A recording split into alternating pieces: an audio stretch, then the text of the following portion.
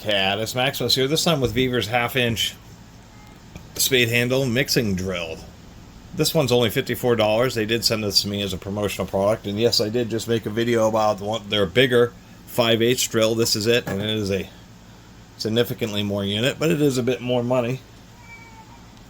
And Vevor's now offering they're calling them their mixing drills, and they're just quartered heavy-duty drills. So they have both this half-inch version, which is rated at 1100 watts or 9 amps at 850 RPM, and then they have that bigger one, which is a 5/8 inch chuck, 10 amps, 1200 watts at 750 RPM. So it's just a higher torque model, has a little bit longer handle, and actually everything's different. It's all upgraded. So this is just a more budget edition.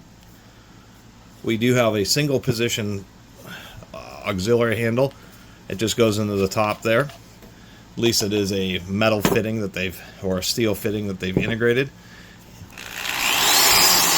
Still a pretty stout drill with a pretty serious motor.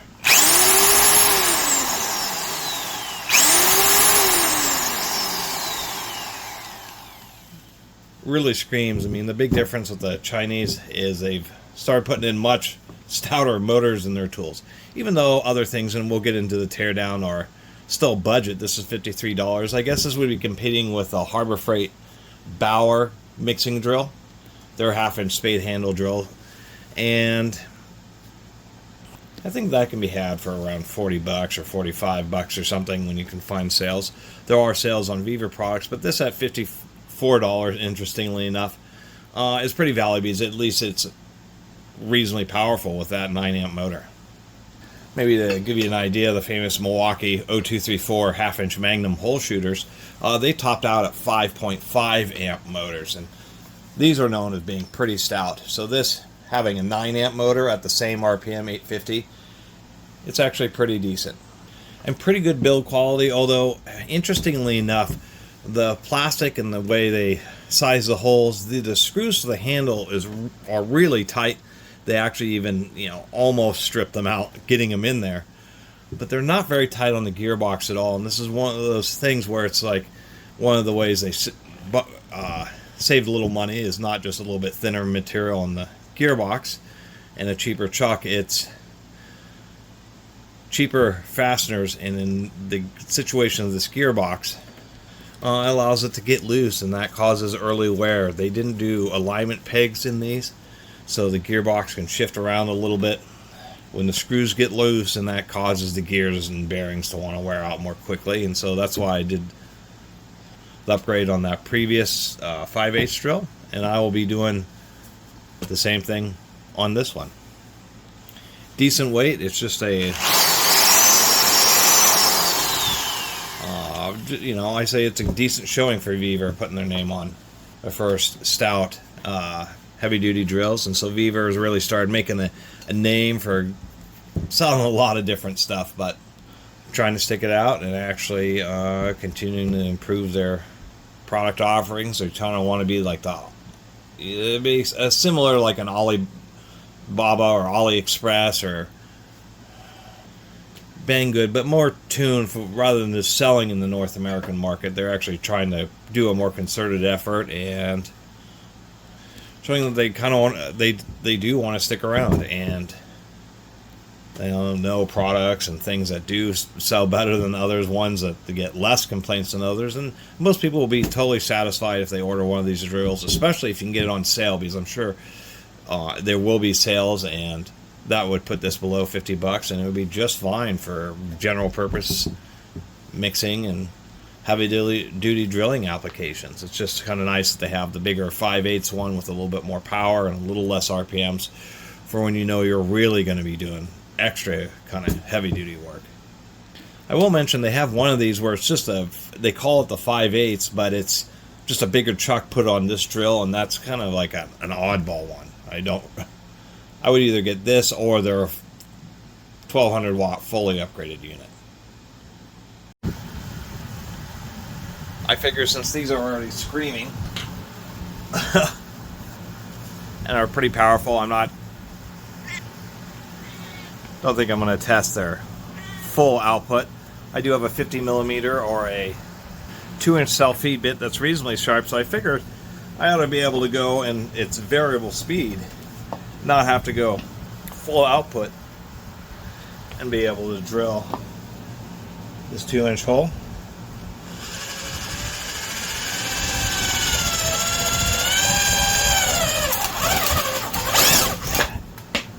Whoop.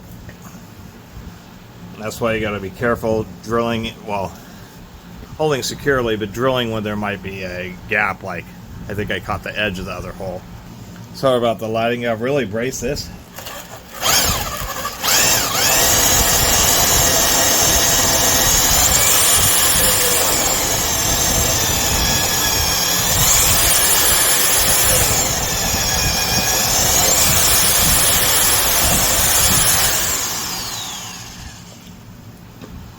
Well, I certainly believe the motor output, that was 850 RPM, which was a bit fast for self-feed bits, to be honest, but I did end up going full power on that, but really chewed through that pretty good.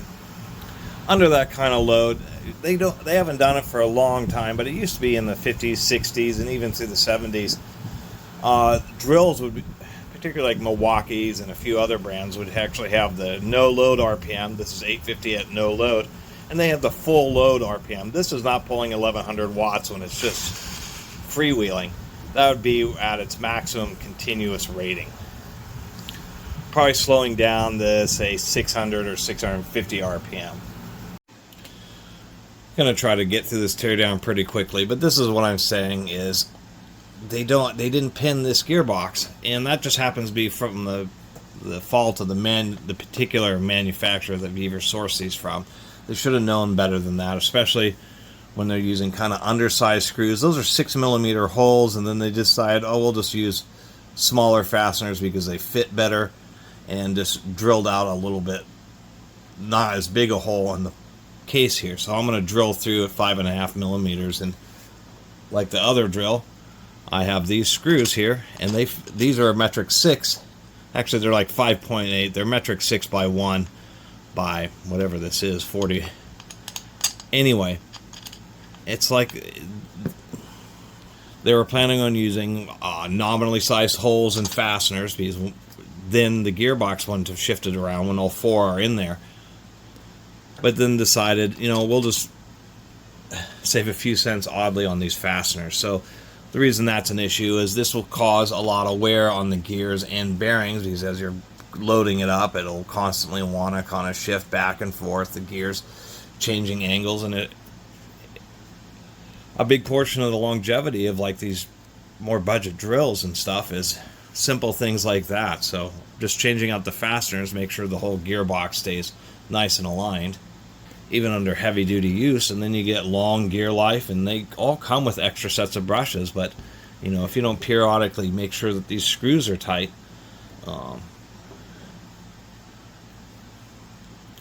you may not get through 2 sets of brushes, even if they are all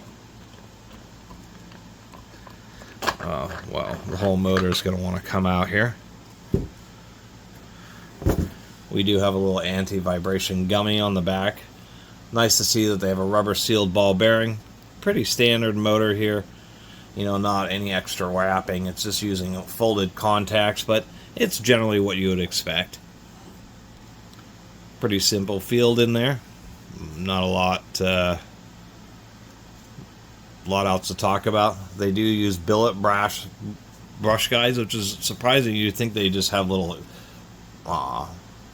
press fit type inserted folded brass ones, so that's actually an odd little extra expense.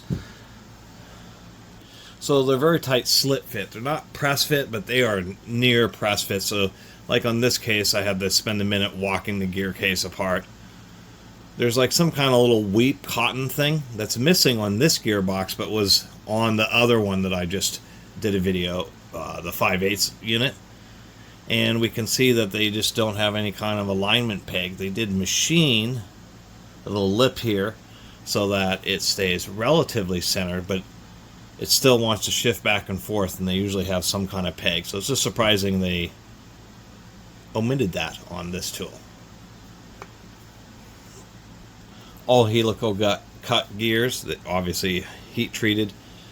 All ball bearings are using metal shielded, interestingly, inside a gearbox, and usually they just use open bearings, but it'll help them last a little bit longer. They're metal shield, so it'll help out maybe some of the flakes of hardened steel from the gear teeth not getting into the bearings and make them last a little bit longer, which is strange. They're making an all ball bearing and shielded bearings, but they don't have very good fasteners to make sure everything stays nice and aligned and will last a long time. So anyway,